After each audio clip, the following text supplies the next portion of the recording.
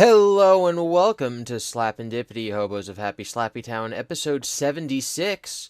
My name is Devin, but you can call me Gibby, and I'm here with Eric, who you can call Eric. Hi.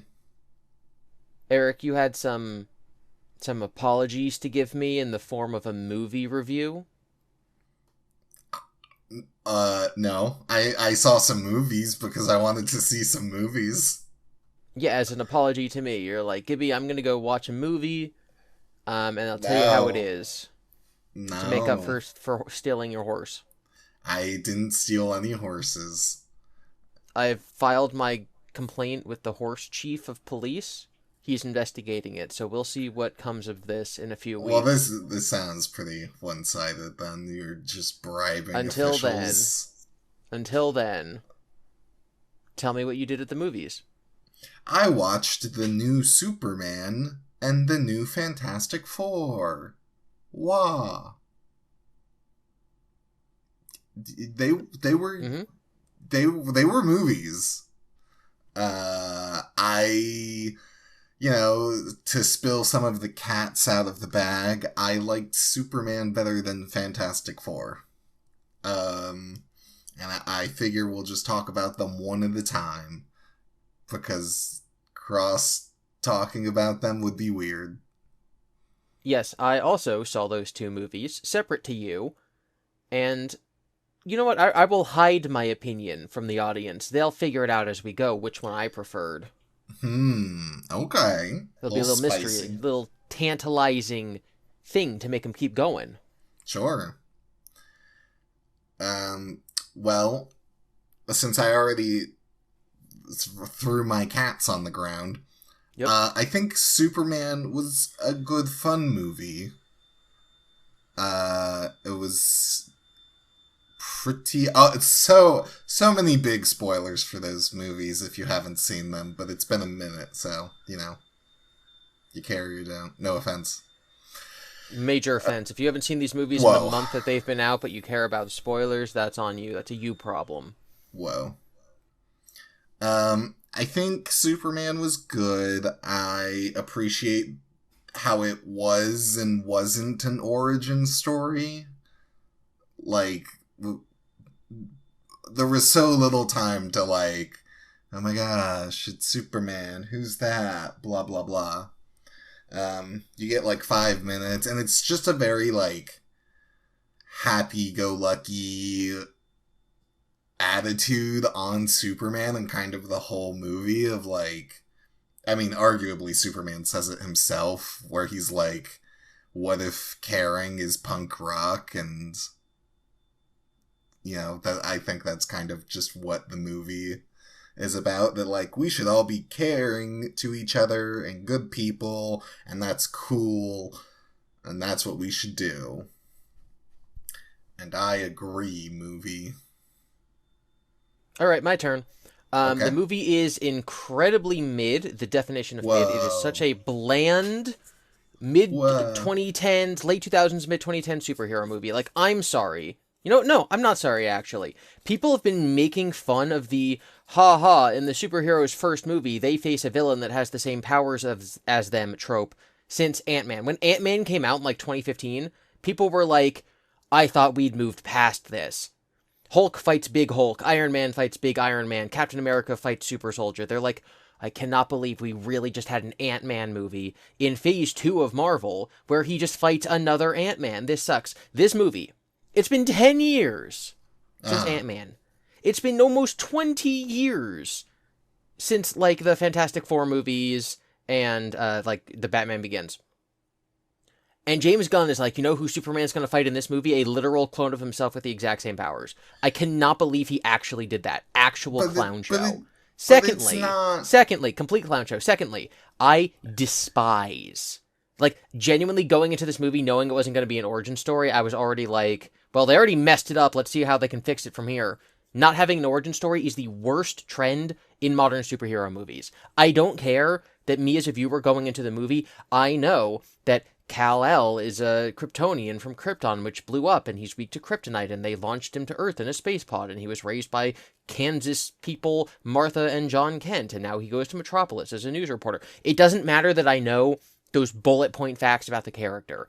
I don't know this character. Skipping the first 3 years of Superman being Superman is the dumbest thing I have ever heard, because I do not know this person. Expecting me to come into this movie with the homework of knowing who Superman is, expecting me to come into this movie and just kind of put on my feelings about Superman from like the animated show or the original Christopher Reeves movie and saying, hey, just transfer those emotions onto this guy who you don't really know, is lazy in a way that hurts the entire medium of film, and also just bad writing. My main go-to example is that in the first scene in the Daily Planet, when you have Clark interacting with Lois for the first time, you don't know if they're dating yet. You don't know if she knows his secret identity. And then they go to the apartment and, okay, they are dating and she does know his secret identity. That's not clever. That's not like using the movie to the advantage of showing, not telling. That's just lying to us. That's going, oh, tee-hee, you the viewer don't know if she knows yet, so what if we trick you for the first scene and then go, oh, she does know? That's stupid. You can't make a movie relying on people seeing other movies if you directly state that they're not in the continuity of that movie. Like, I hate that Spider-Man do it. I despise that they're doing it with Batman. I despise they're doing it with Superman. Superman is probably one of the most important fictional characters of all time, and this movie, the decisions before it was even made, are a disrespect to the character of Superman. I hate movies that do not show the origin. On top of that, I think it was just very bland and lazy. Eric, you just said something about how it's like, oh, it's about positivity and kindness is punk rock and whatever. I think it's so lame that the movie wasn't dark, and by that I mean the world wasn't dark. It didn't take things super seriously. When a big kaiju monster is stomping around the city, when this big jellyfish man's attacking a building, no one cares. It's just how it is here. If you're going to have a kind of moral Clark Kent in a kind of realistic world, then it's just kind of like shades of tones of like off-white. It's like, oh, it's a whatever. You either need a super positive Superman in a very grim, dark world to show his positivity in this dark, evil place, to show that even in this horrible, corrupt society, Superman is the beacon of hope, like in the comic book story, Superman versus the Authority, or What's So Good About Truth, Justice, and the American Way. Those are just great examples of, like, everything's dark and dim and everyone's mad. Even, I'll think of it in a second. Just in a really dark world, Superman comes in, and he's still this Kansas boy who says, gosh darn, right? That shows an amazing contrast between these two things. This is a silly world with a silly Superman, and so it ends up saying nothing. I felt the movie was extremely bland as far as superhero movies go. I think it betrays the legacy of Superman by not being an origin story, and I think it doesn't say anything. It was a solid 6 out of 10 movie. I enjoyed eating popcorn while watching it. I liked the dog. Embarrassment. Okay. As you were going, it came back to me that we talked about this. I don't know if it was on or off the podcast, but you were like, I hate that it's not an origin story, and it's like, oh yeah, Devin does hate that.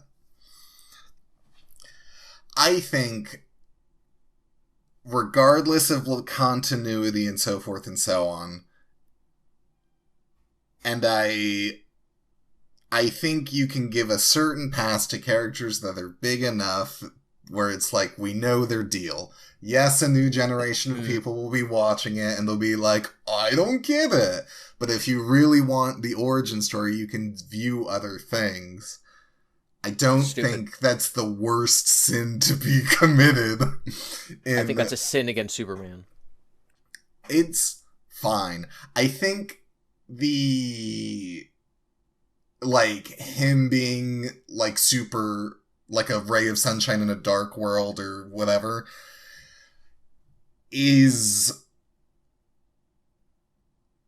I don't know, actually. I would have to think about it, but I think they portray it well enough in this, in that, like, he's kind of human, and the world is, like, kind of the world. Like, it's not going to extremes because it's showing you that, like, he still grapples with this similar things as us of, like, trying to do right in every moments that he can and like getting frustrated and angry and stuff. Like his humanity So is what makes him good. And so then you see yourself reflected in his like struggling of like being frustrated and doing the right thing, and even though it hurts or he wants to do something else in this like, well, it's not more like this grim dark world or this sunshiny world. It's all so mixed in grays. we'll talk about this because the exact same thing's going to happen in the Fantastic Four. But the kind of the starting point of this movie and the thing that echoes throughout the whole thing is that there is a conflict between two countries where one's invading the other one.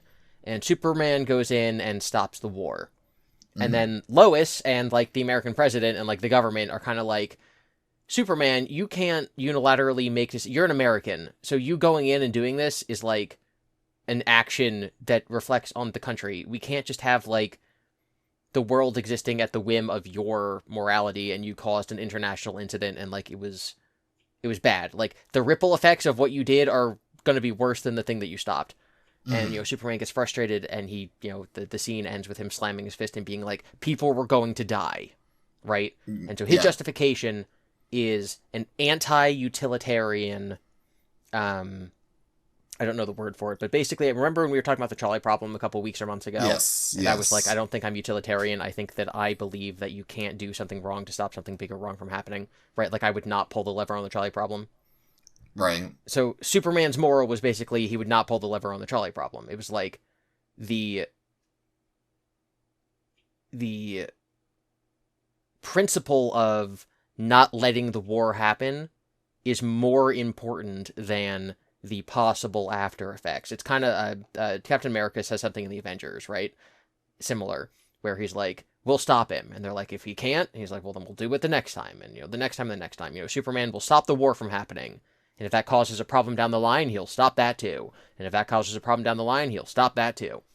Mm-hmm. And it's sure. a very, I feel like a lot of people in the modern world feel very powerless about stuff like that because we all sort of rely on government and leaders to deal with natural crises and then also human-made conflict crises done by immoral people. And so for us, we're kind of like, well, when we make these concessions to dictators to get them to stop doing wars or whatever, right? Like, I'm sorry, but we all morally in the real world have to deal with the fact that Germany is spending tens or hundreds of millions of dollars buying gas from Russia, even as they're condemning Russia for invading Ukraine, because that's where Germany gets all of its gas from. And so if you're a German citizen, it's like, I hate Russia, Putin's evil, protect Ukraine, we're going to send them weapons so they can fight off Russia. Meanwhile, that's where they get their energy from, and they're just giving millions of dollars to Russia, right? Like, that's a very complicated situation. And Superman would say, stop getting oil from them. And then the Germans would say, but then we'll all freeze to death. And Superman would say, then we'll solve that problem next. And so it's kind of a very unrealistic way of dealing with problems. But the point of the movie is Superman is saying, it's only unrealistic because when we debate it and we say it's unrealistic, we don't go further than that. It's like, oh, the conversation's over because we determined it would be difficult. No, we should do the right thing. We should always do the right thing anyway and deal with the problems as they come. And even if it ends up bad, it's fine because we did the right thing. And at the end of the movie, he's proven right because the Justice Gang or whatever go and they save the country too. And so I think it's a very powerful, important message for people to hear. Again, as someone who's not a utilitarian, I think it's a very powerful, important message for people to hear. And it's a good moral, and like I agree with. This might be a hot take. I agree with Superman's morals. Whoa, hold your roll, buddy. But it seems like the movie almost doesn't challenge his belief enough simply because we don't see the counterfactual. We don't see the negative ramifications of his actions. We're only told that they might happen. Like, he ends up being right. But you do see the counterfactuals, like the fictional countries.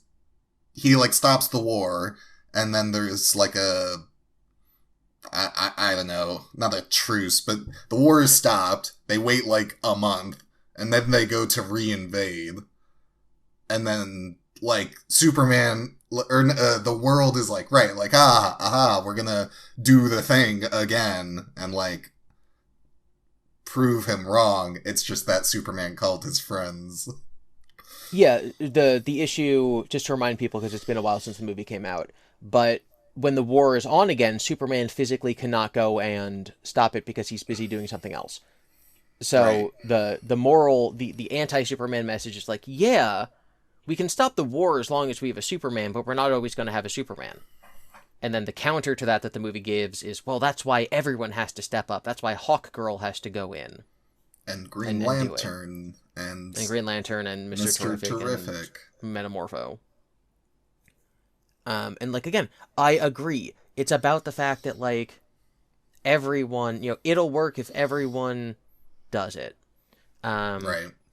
there's some like founding father quote, probably Jefferson, who was like, the Constitution is only written for people with morals, right? Like we have this system of freedom of speech, but it's kind of implicitly part of the document that people aren't going to overtly use it to hurt people, which is why we now have laws that are like, yeah, you have freedom of speech, but if you start trying to plan a bomb threat using your freedom of speech, now it's not speech, it's violence. Mm-hmm. And so like the idea that yes, if everyone acts like Superman, then we don't need Superman, and so people in real life could do this too. Like that's at the end of the movie, like the moral is that don't be utilitarian, be good always. That's the Mm-hmm. moral of the movie. And again, I'm not disagreeing with the moral. I believe in that moral, and I think most people don't.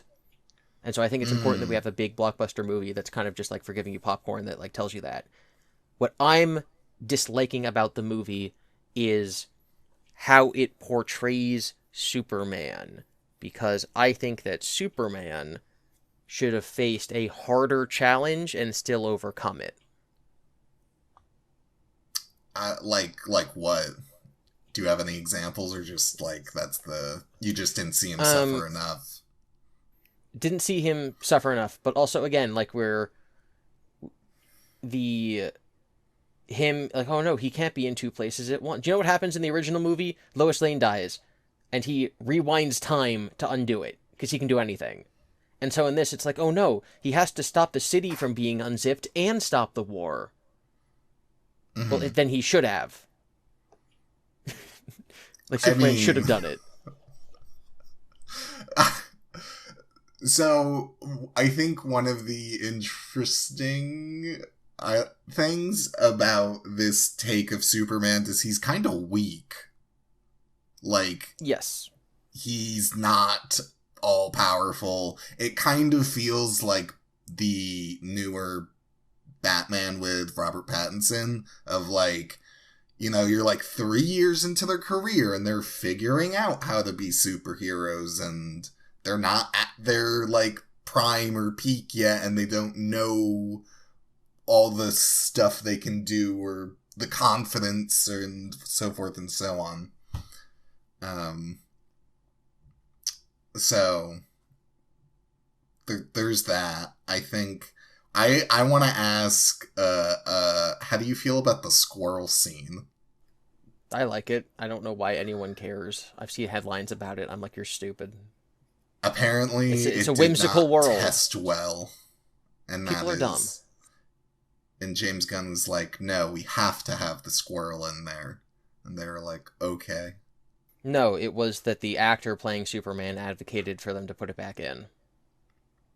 Wasn't fine. I'm not Either as way, either internet way, as you. the idea of complaining about that is stupid because it's a silly whimsical world. So yes, Yeah, Superman will save a squirrel as he should,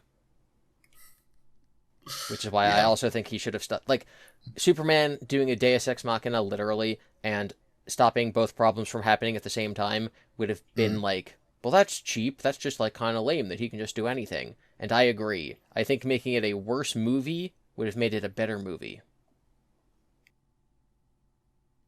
Uh, I don't know. I don't know about that one. I do. I don't think so. I think there's I don't know. I feel like we see him plenty frustrated and like uh grappling with things and suffering. Like he never handedly wins any of his fights. Yeah, Crypto wins all of them. Yeah, Crypto is the clutch MVP and Superman is can't believe people would call him super shit.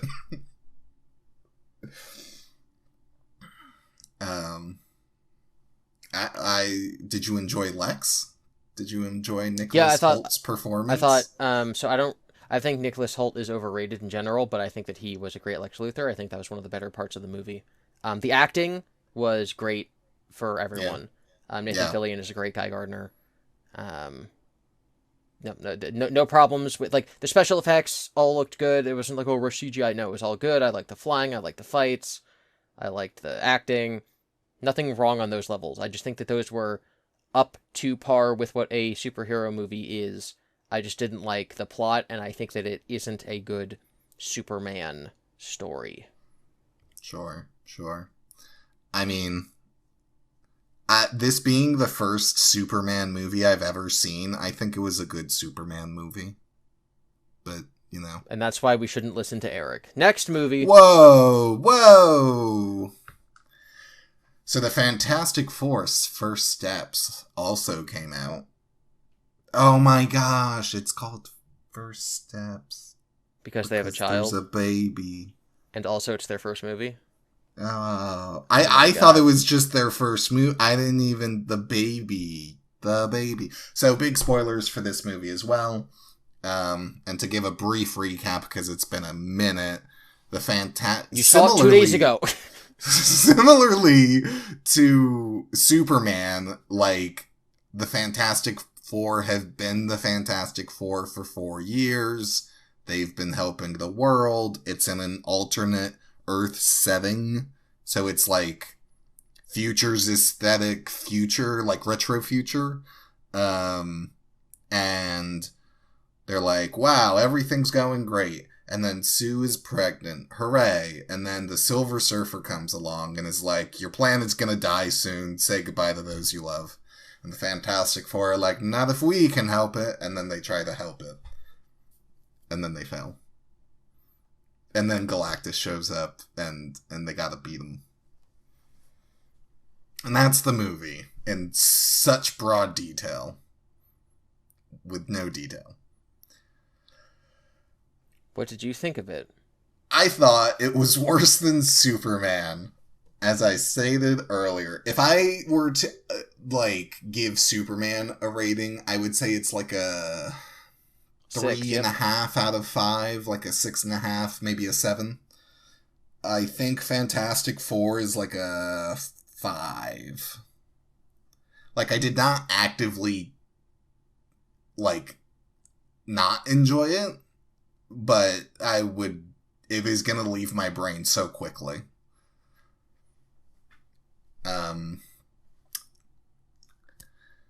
What was it about? What did you like? What did you not like? Oh, well... So, I think there's a broad problem where people, I think... have difficulties with ensemble stories and they just want to focus on the main characters and they're like, oh no, we have other characters. Quick, give them 2 minutes worth of scenes to explain why they aren't in the movie. Because Sue and Reed have a baby and the movie is about the baby. Somewhat. And so Johnny is deciphering an alien language for the entirety of the movie because he got a crush on an alien woman, which understandable. So I get it, but also he's just not in it. Same thing with The Thing. What? Johnny's the main character of the movie. Same thing with The Thing. Johnny's in it the most. He's the main character. Where The Thing has, like, I don't know, he goes shopping, and then kids are like, hey, mister, lift that car. And he's like, okay.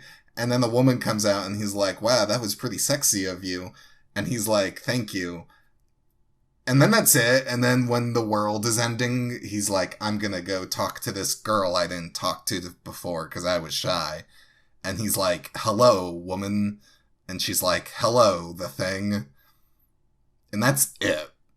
And, like, nothing, it just didn't need to be included. Didn't need to happen. I know we had to explain away or get invested in something. But, like, I don't know how long the runtime is. Like 2 hours. It was like, both Superman and Fantastic Four were only 2 hours. They were incredibly short. I think I don't have an issue with the Superman. I think the pacing and, like, time length and stuff in Superman was good. I think this was kind of bad with both. Like, one of the things I think, which I don't want to be too nitpicky, but, like, when The Thing is saying goodbye to this woman he doesn't know, in the next shot, he's, like, on the roof with the other Fantastic Four members looking up at the sky as, like, their planet's about to be eaten. And I'm just like, this is so... What are we doing? Just throw in an extra half hour and actually show what the other members are doing. I think... So to give a bit more spoilery, which we already did warn, so, like, the Silver Surfer is heralding Galactus's approach. Galactus is gonna eat the planet. They go into space, and they're like, but don't eat us, actually. And Galactus is like, no, that's dumb. And they're like, please. And they're like, he goes, okay, you have a baby, and he has cosmic powers, and he will be able to free me from my eternal starvation, and then he can take my place as, like, a planet eater. So if you give me the baby, I will not eat your planet. And the Fantastic Four go, no, that's bad and dumb. And they, like, have a little fight scene, they escape, and then they go back to Earth, and Earth is like, oh my gosh, you saved us from the world-ending threat that was heralded by the Silver Surfer, that was broadcasted to the entire world. How did you do it? And they go, we didn't do it. And the world goes, what? And the Fantastic Four go, yeah, we could have given him our unborn baby, and he would have spared the world, but we decided not to because we ain't giving up our baby. And the world is like, what the fuck? And then they're like pariahs in the streets and stuff, and they have like 1 month to figure out before Galactus arrives, like how to stop. And Johnny just happens to invent teleportation, and they're like, what if we... Huh? Reed invented the teleportation before the movie started, not Johnny. Oh, yes, thank you. And they're like, what if we just teleport the entire planet away? And they're like, whoa, that's genius. And then the Silver Surfer What if we take the Earth and we push it somewhere else? That's the first thing I thought of when I was watching. Oh my goodness. I'm upset I didn't think of that when I was watching it. So then the Silver Surfer comes along, breaks the machines except for one, and she gets, like, persuaded by Johnny to be a good person, but not until she thinks about it for a while. So they manage to trick Galactus into the teleporter, and he's teleported away, and the Earth is safe. And that's the movie. And such broad, vague strokes of the brush.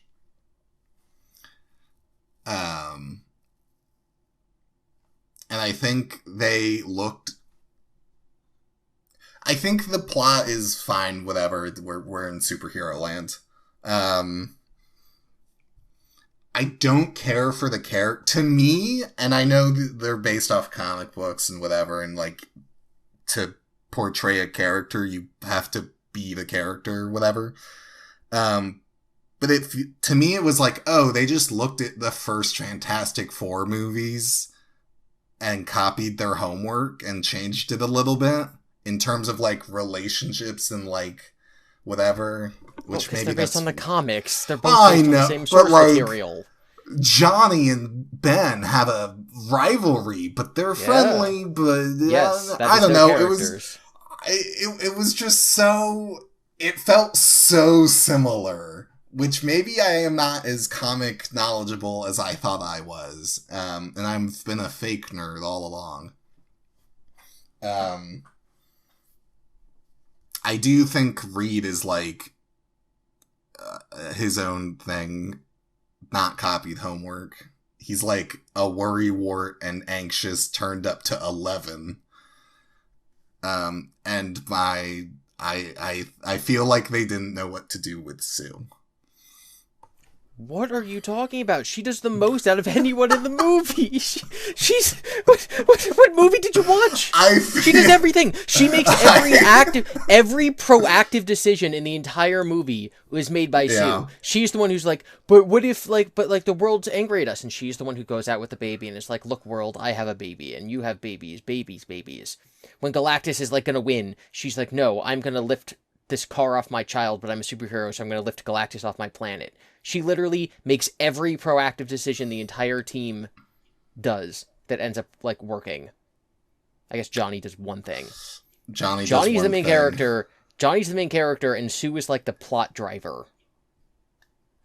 I agree with Sue. I don't know that I agree that Johnny is the main character. He's the only person who goes through any sort of arc, or has any sort of, like, us rooting for him to do something. Reed is just like, I can't figure out this problem, and then he doesn't.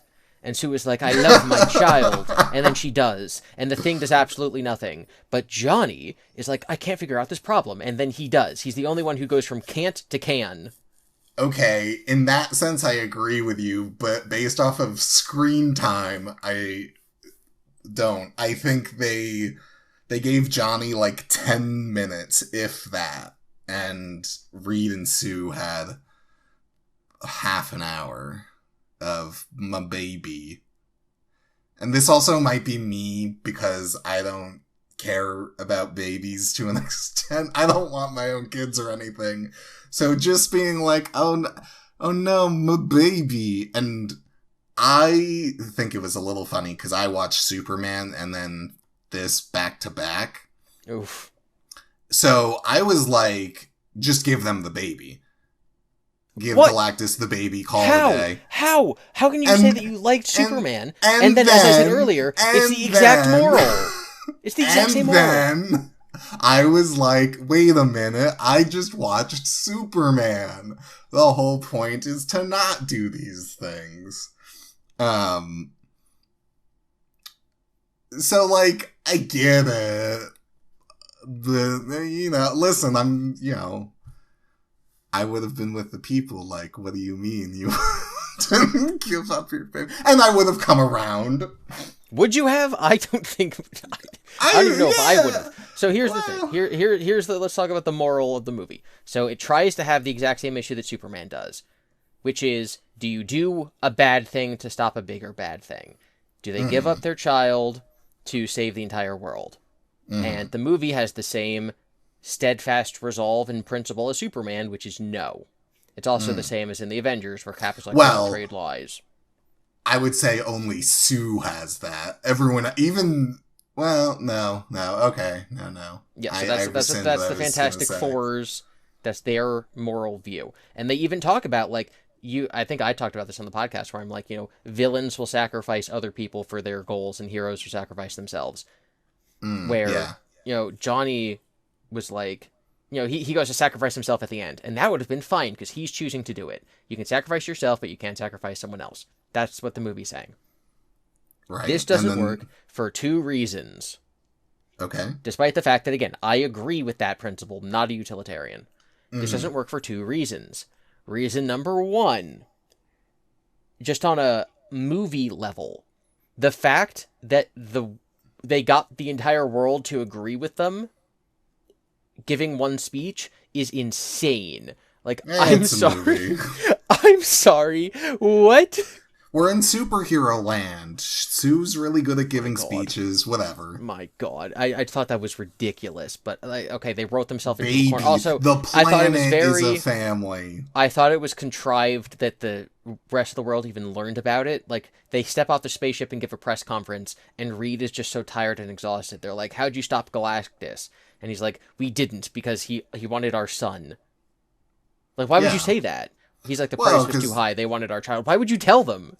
He was tired and decided to tell the truth and not lie, because lying's bad. Anyway, the other reason that it doesn't work is that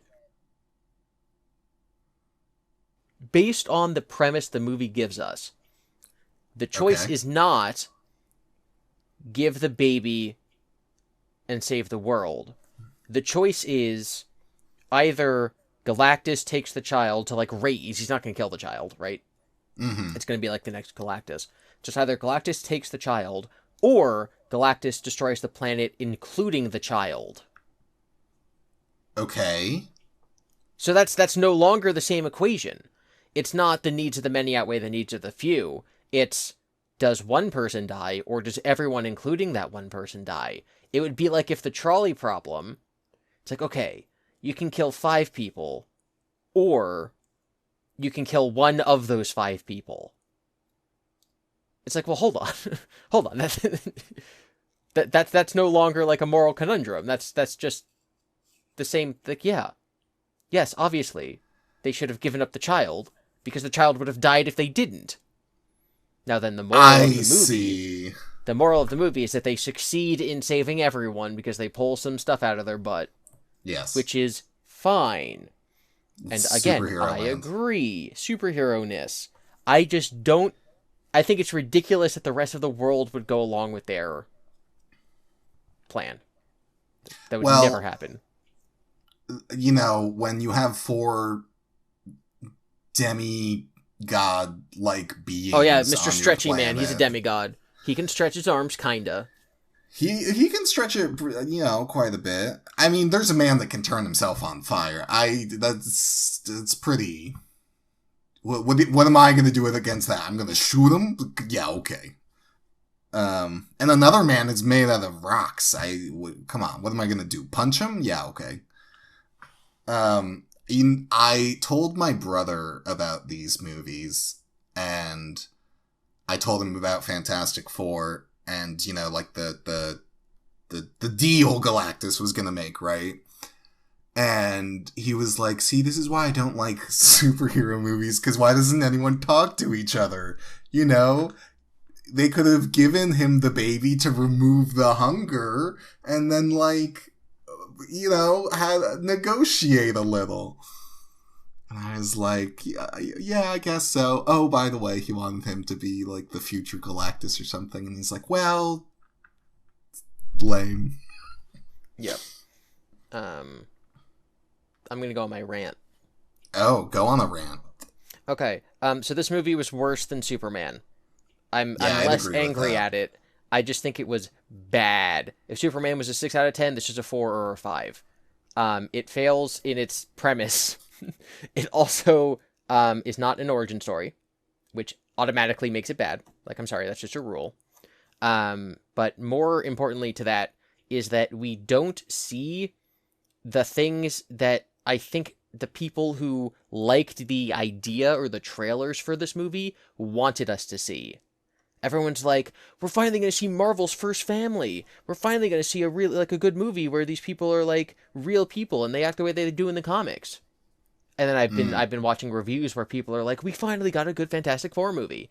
I don't know what movie those people watched, because they completely changed Johnny's character. This is not Johnny from the comics, period. Mm-hmm. So right there, it's not like a real Fantastic Four story. Kind of like what Eric was saying, is we almost don't see the Thing, like, at all. He doesn't do anything. But he doesn't do anything in the story. Sure, he punches some people, but like he flies the ship. But like I don't know anything about Ben Grimm. I know nothing about him. At least in the 2000s, the Tim Story movies, the Thing had this like this thing where he's like, I am ugly now and I want a girlfriend, but she doesn't love me anymore. And then like he meets a girl and she's blind and blah blah blah, which all happens in the comics. In this, he just makes dinner. He can crush garlic with his hand, with his big hand, and he doesn't like saying it's clobbering time. That's not a character. That's an ongoing joke. The Thing in this movie was a pathetic waste of a character, and I'm kind of upset. The two scenes we do get with him, as Eric was saying, was like he meets this woman, and like, oh, he lifts up a car for children and then talks to her, and then like when the world is ending, he goes to say goodbye to her in a synagogue, which also kind of pissed me off, because The Thing is famously Jewish, because he's based on the artist. You know, there's Stan Lee and Jack Kirby. And so The Thing is based on Jack Kirby, which is why he's Jewish. He also talks with Jack Kirby's accent. This whole movie was like, Jack Kirby's awesome. They're in Earth 818. And then at the end of the movie, it shows 818. And then it turns into August 18th, because that was Jack Kirby's birthday. Oh my God. So at the end of the movie, when the world is ending and The Thing goes to say goodbye to his girlfriend, he sees her in a synagogue. And she's like, oh, are you here for like, you know, religious... Like, are you here because the world's ending and you want to, like, come to synagogue? And he's like, oh, no, like, I came to see you. And I'm like, hold on. Listen, if you don't want to address that The Thing is Jewish, then don't address it. But you cannot have him walk into a synagogue and say, I'm not here for my religion. I'm only here for a woman. You can't do that. He already prayed that day. He's now going to there for her. You can't have Matt Murdock walk into a Catholic church and say, I'm not here for Jesus, I'm here for a woman. It's like, you're betraying a core aspect of this character. You can choose not to mention that The Thing is Jewish, but you cannot say he's based on Jack Kirby. And this whole world is Jack Kirby's world. That's why we named it 818. And then have him say, like, no, I'm not spiritual. It's like, that's like overtly offensive. Well, he doesn't say he's not spiritual. He just says he's not here for prayer right now. My God. I did not know that, though. That is kind of wild. Yes. And then, so this is now, like, I'm not mad that they didn't do it, but they had an opportunity to, obviously, there's they have the scenario set up in which this god child is born who can sacrifice himself to save the world. And so they are paralleling Jesus in a very overt and obvious way, but there's no commentary on it within the story itself. Like, they never... Obviously, there's no Jesus imagery, which is fine, but they never talk about, like, what does it mean for the world to have been saved by one person, but they had to die, right? Like, you can say, oh, he's not old enough to choose to sacrifice himself, but it's sort of like, you know, God gave the world his only son, and so, like, how does that translate to Reed and Sue giving their only son to save the world? And you can still bring up that question and then have the answer be, we're going to save him anyway. Like, that's fine. I just think it's kind of toothless to not discuss it. I think it's more toothless for Superman to not discuss the morals of, you know, his own plot. But I think that there definitely should have been more pushback to them deciding to risk the world to save themselves. Not because they're wrong, but because I believe a lot of people would think that they're wrong. Yeah, but then I also Sue think gave it's a lame speech. that the solution to the problem was Sue just used her powers really hard. Yeah. And then Sue attacks, and, like, she's just right. She's just like, she wins this time. That's it. Yeah. I kind of don't... I was thinking, like, okay, could any of the other Fantastic Four members have done a similar thing? And, like, no. Like, Reed is shown that he does have a limit with his stretchiness. Johnny can't get... I mean, you can only go on fire so much without destroying the city. No, it was that he had a limited supply of oxygen. There was no, like, upper limit to his No, power. but in the old movies, there was. They're like, you can't go too hot. That's supernova. That could destroy the world. Right. The new movie didn't say anything like that, because the old movie was better. The 2004 original first two Fantastic movies were better than this one. Not sorry. Yeah. The Silver Surfer was also better. I agree with the first point. I don't know about the second point. It's been a minute. I want to say one more thing. And the Thing also couldn't really have done anything against Galactus. It was so sad, I think, when it's like Sue's pushing him really hard. Johnny, like, Reed was just like stretched out and tortured by Galactus. He has to recover. Johnny's doing whatever. How is the Thing gonna contribute? He's gonna knock down the building that Galactus is using as a crutch. He does punch him once. Johnny drops him on him and he punches him. He does drop him once. Time. Yeah. But I kind of feel like Sue has like the Scarlet Witch thing of like, I just use your power more and better, and now it's gooder. And then it'll kill you because you used it too gooder. Yeah, I think that the plot happening because of a contrivance, I think that the solution being she just tries harder is really lame. I think the characters were not used to their fullest extent. I think it's not comic accurate. I think people wanted it to be and are now just massively coping. I think that one of the more depressing things is thinking back on the movie, the colors were so dull and muted, specifically on the Silver Surfer. Like, she was just like dark and gray, but in the like 2006 movie, he's like shiny, metallic, N64 graphics, Metal Mario. He's shot against the blue sky, and when I remember him being so shiny. This, she's like reflecting back space and the dark Times Square and whatever. So not colorful, despite what people will lie to you about. Superman was more colorful, I would say. Yes. We get a dinner with the family when they find out that she's pregnant, but then they don't really ever spend time again as a family for like the whole movie. Yeah. So the idea that like, oh, we're finally...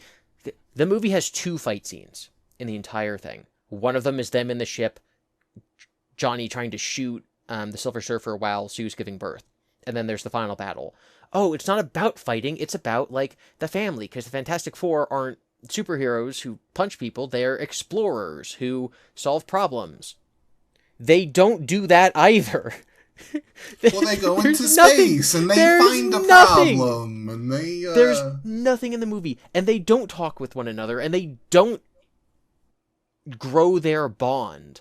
Like, sorry, in the original movie, the scene of Johnny, the Chris Evans version, putting shaving cream on the Thing's hand and then tickling him and then he splats it on his face is more development that those two characters get than this entire movie. Hey, Johnny tells the Thing he would look good with a beard, and then he grows a beard.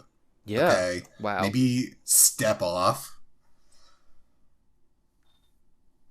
I do think they were more like a family in the older ones, yeah. Johnny hears one sentence that the Silver Surfer speaks, and then hears its translated equivalent, and then is able to speak the language. Because he thought really hard and deciphered the entire language. He's like, it's like the Rosetta Stone. I'm like, oh, right.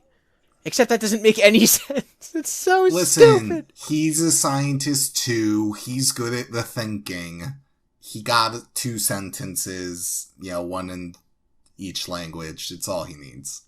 He also, so they were going to teleport the world away, to safety. They're going to push it somewhere else. But the Silver Surfer starts blowing up all of their, like, little towers that are going to teleport the Earth.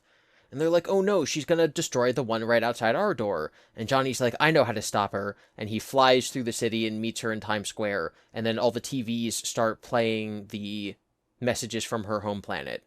Meaning that in the minutes leading up to them teleporting the world away, in which the 4 Fantastic Four members are on radios, including him talking to other countries to coordinate it, he has also simultaneously programmed all of the screens in Times Square to display these messages just in case he has to go and do this. Didn't you see it was on his watch? And the watch, like, the watch can do the signal. Yes, we're in superhero land. My God, it's so... And it's not quirky. I'm not anti-Silver Age comic book quirkiness. I'm anti that this movie extended any amount of suspension of disbelief. I'm cool with Mole Man, digging out Existing. below the Pan Am building and then it falling directly underground. That's Silver Age silly comic bookness. That's fine. Johnny being like, Plan A didn't work. Good thing I already planned Plan B for literally no reason.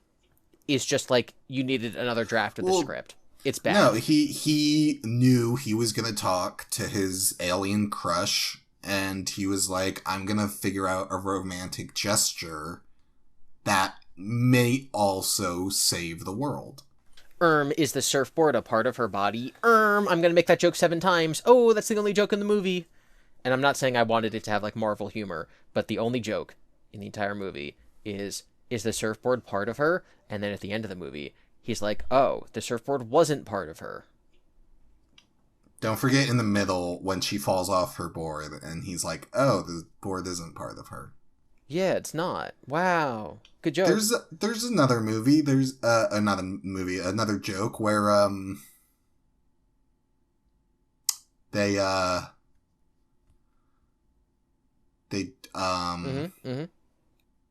Oh, they keep talking about how he has a crush on her. Remember in the beginning, Sue is like, "Oh, you're a quirky guy who wants to be with an alien." Yeah, quirky. Ben picks up a car, and the kids laugh about it, and he almost throws it at them, which was kind of wild on it. Like, I knew he wouldn't do it, but he got pretty far in his fake throw. The movie was bad. It was poorly written. Ugly to look at. The acting was fine. I don't think it was ugly to look at. I think it was fine to look at. I think, okay, you're right. It was not, it didn't pain me the way that other movies like hurt to look at. It was just so dull. Yeah. I want you to know, as far as I can tell as of right now, we're in the minority opinion and everyone loves it. Oh, I know that. Yeah, no, a lot of people love it. I think that the shine is going to wear off it in the near future because people will realize that they're just lying to themselves about it being comic accurate, about it showing the family working together. Reed Richards is apparently going to be, and this is based on interview, like, interpretations, he's apparently going to be the main character of Doomsday. Him and Thor are going to be the 2 main characters. Okay. And so I think once we're in the Ensemble Avengers movie and we realize we know absolutely nothing about Reed Richards, we've never seen him be characterized in anything, and the only thing we know about him is when I think everything so that I know what can go wrong, and then I try to solve it. That's the only thing we know about him. Yeah. I think it's going to really show when he's standing next to Thor, who we know everything about and have been following for like 10 movies for thousands of years worth of time. It's going to really show that we know nothing about this idiot. Well, I think if that is true, I think that's just them being dumb. Because even if they made, like, I don't know, Jeff the Landshark movie, and they were like, the main characters of Doomsday is going to be Thor and Jeff the Landshark, I think people would give Jeff a bigger pass because he's a cute shark thing. But, like, similar, at the very least, I would be like, yeah, I've been following the story of Thor for however long. I know, why would you bring in a new character to compete with him? Any new character that has not had a film adaptation in the MCU. You know? Yep, mid, didn't like it. Bad movie. Superman was bad for, I think, other reasons. If Superman was not a bad movie, Superman was a bad Superman movie. This was a bad movie.